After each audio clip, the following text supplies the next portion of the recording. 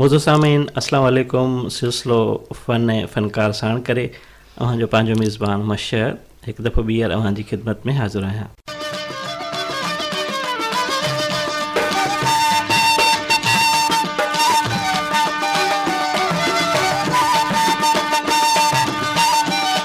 जी हाँ, अॼु बि असां पंहिंजे स्टूडियो में हिकु अहिड़े ई फ़नकार खे दावत ॾिनी आहे।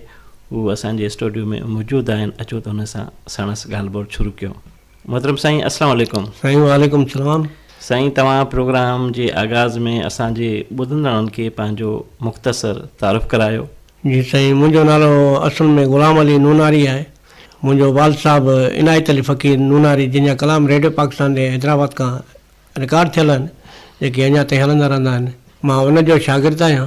पंहिंजे वाल साहिब जो असुल असां मेरापुर शहर जा रहाकू आहियूं। अच्छा, तव्हां प्राइमरी तालीम किथां हासिलु कई? मेरापुर मां। साईं, तव्हांखे कॾहिं शौक़ु पैदा थियो बेंजो वॼाइण जो? साईं, बाबा सां गॾु ॻाईंदो वॼाईंदो हुयुसि ऐं हैदराबाद में मूंखे 1977 में नौकरी मिली वई, जॾहिं मां 18 सालनि जो थियुसि। 18 सालनि खां पोइ मुंहिंजी जेका सर्विस हुई 10 साल खनि हली, 15 साल। पोइ मूंखे थोरो इन्फेक्शन थी पियो, ॻाईंदो बि हुयुसि बाबा सां गॾु राति जो। उन इन्फेक्शन जे करे मां रिटायरमेंट वरिती। पोइ मूंखे ॻाइण जी तकलीफ़ पई थिए त मां वरी पोइ बाबा खे चयो त बेंजो मूंखे सेखारियो। पोइ हुन मूंखे बेंजो सेखारियो। अच्छा, उन वक़्तु तव्हांजी केतिरी उमिरि हुई? मुंहिंजी उमिरि 22-23 साल हुई। तव्हांजो उस्ताद इन बेंजो में तव्हांजो वाल साहिब बि आहे? वाल साहिबु ॻाइण जो बि, बेंजे वॼाइण जो बि। अच्छा, कॾहिं तव्हां महसूसु कयो त हाणे मां मुकमिल सिखी वियो आहियां ऐं सुठे तरीक़े सां प्रोग्रामनि में मां बेंजो वॼाए सघां थो? केतिरे साल जा? बेंजो त साईं वॼाए सघूं था, बहरहाल ईअं कोन था चई सघूं त असां मुकमिल। हीउ फ़न जेको आहे सो वसी आहे, तमामु घणो वसी आहे। केरु बि नथो चई सघे त मुकमिल असां वॼाए सघूं था। बाक़ी ईअं रोज़ी कयूं था पिया, जेतिरो आहे फ़नकारनि सां वॼायूं था। मुतमिन आहिनि त मूंखे घुराइनि था। अच्छा, केतिरी हिन फ़न में महार जी ज़रूरत हूंदी आहे या केतिरी महिनत घुरिजे? साईं, हिन में ईअं सम्झो त जीअं मखण मां वार कढिजे, ईअं फ़नकार सां वॼाईंदो त हू सम्झंदो त का ग़लती नथो करे या किथे मुंझी नथो पवे या धुन नथो सही नमूने सां कढी सघे। जीअं कम में मुकमल साकार थो करे त उहो सम्झो त फ़नकार थी थो वञे वॼाइण में। अच्छा, जेकॾहिं नौजवान कोई हिन फील्ड में अचणु चाहे त हुनखे केतिरो वक़्तु घुरिबो हिन कम जे सिखण लाइ? केतिरो टाइम खपेसि? साईं, घटि में घटि 10 साल त सिखण में लॻी वेंदा। हिन में लॻे थो त इलाही ॾुखियो ऐं ॾुखे में ॾुखियो साज़ बेंजो आहे। छो त हिन में सॼे हथ में रिधम आहे ऐं खॿे हथ सां ॿोल बि था वॼनि ऐं बटणनि खे बि हलाइणो थो पवे। इहे कारीगरी आहे वॾी साईं। हिन में इहा कारीगरी ॾाढी ॾुखी ईंदी आहे। मूं वटि अलाए केतिरा फ़नकार चवंदा आहिनि यार असांखे सेखारे। मां सिखण लाइ त असां सेखारण लाइ तयारु वेठा आहियूं, पर तव्हां पाण महिनत कोन कंदा, छो त ॾुखी शइ आहे न। इहो असांजे महिरबाननि खे ॿुधाईंदो त इहो बेंजो कंहिं मां ठहंदो आहे, किथे ठहंदो आहे? बेंजो साईं पहिरीं त ठहंदो ईरान में।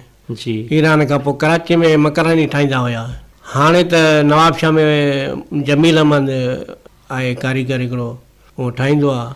छा मां ठहे थो बेंजो? काठी मां? काठ जा टुकड़ा हेठों ॻंढे उनखे शकिल ॾियनि था, डिघी शकिल, जीअं बटणनि जे मथां बि उन मथां रिधम लॻे थो, उनजा बटण अलॻि था लॻनि। बाजे में हवा थी अचे, हिन में हथ सॼे हथ सां तारूं थियूं विच में लॻनि, उहे तारुनि खे ज़ोर सां वॼाइणो थो पवे। अच्छा, हीउ तमामु ॾुखियो कमु आहे, हर माण्हू जे वस जी ॻाल्हि? हर माण्हू जे वस जी ॻाल्हि न आहे साईं। रेडियो पाकिस्तान खां अलावा किथे पाकिस्तान टेलीविज़न ते या ॿिया प्राइवेट चैनल उते विया आहियो बेंजो वॼाइण?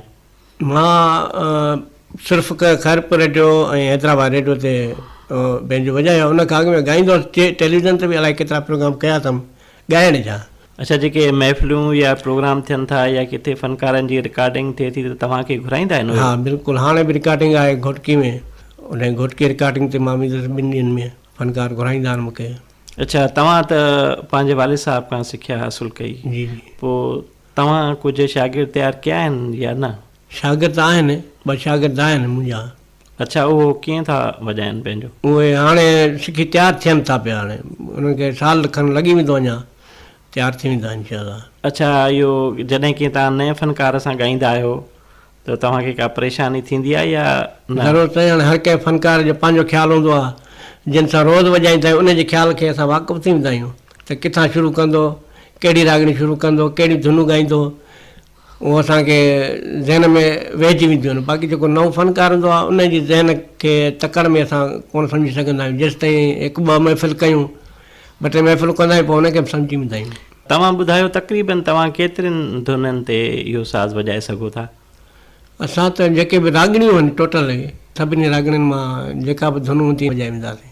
अच्छा, जेकॾहिं कोई नौजवान हिन फील्ड में अचणु चाहे, उनखे शौक़ु हुजे, त उनखे तव्हां कहिड़ी सलाह ॾींदो, अचे या न अचे या कंहिं ॿिए तरफ़ वञे? साईं, हीउ फ़न आहे, मौला जंहिंखे बि जे नसीब करे। बाक़ी जेकॾहिं सिखणु चाहे त सुठी ॻाल्हि आहे। हीउ फ़न जेको आहे कॾहिं बि बुख त कोन थो मरी सघे हिन फ़न में, सम्झो। जेको सिखणु चाहे त असां त दुआगो थींदासीं अलाह करे असांजे फ़न वारा वधीक थियनि।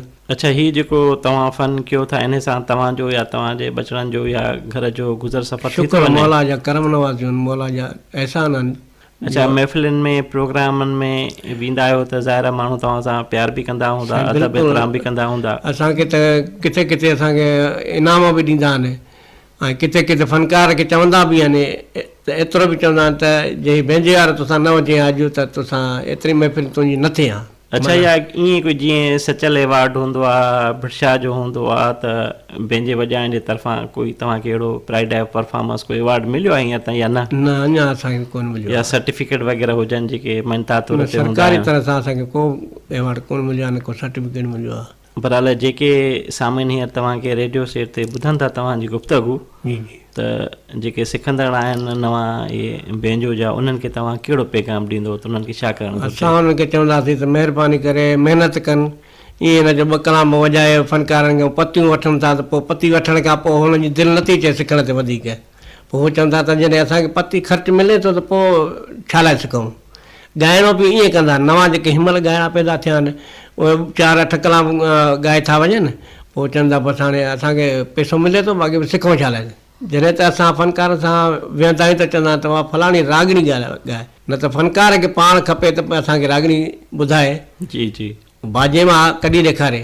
असांखे चवंदा आहिनि बाबा तव्हां हीअ रागणी कढी ॾियो, पोइ ॻाईंदा आहिनि। त उहे कमज़ोर फ़नकार आहिनि, कमज़ोर साधींदा आहिनि, जेके रागणीअ खे नथा सम्झी सघनि। साईं, तव्हां सां गुफ़्तगू ॾाढी सुठी रही। बहरहाल, तव्हां तकलीफ़ करे असांजे स्टूडियो में आया, तव्हांजी इलाही सारी महिरबानी। साईं, तव्हांजी बि महिरबानी, असांखे घुरायो, इहा तव्हांजी वॾी महिरबानी आहे। जी हा, मौजूद सामीन, इन ई ते प्रोग्राम फ़नकार जो वक़्तु पहुचे थो पंहिंजी पुॼाणी ते। पंहिंजे मेज़बान मशहद खे ॿिए प्रोग्राम ताईं ॾींदा इजाज़त। अलाह निगहबान।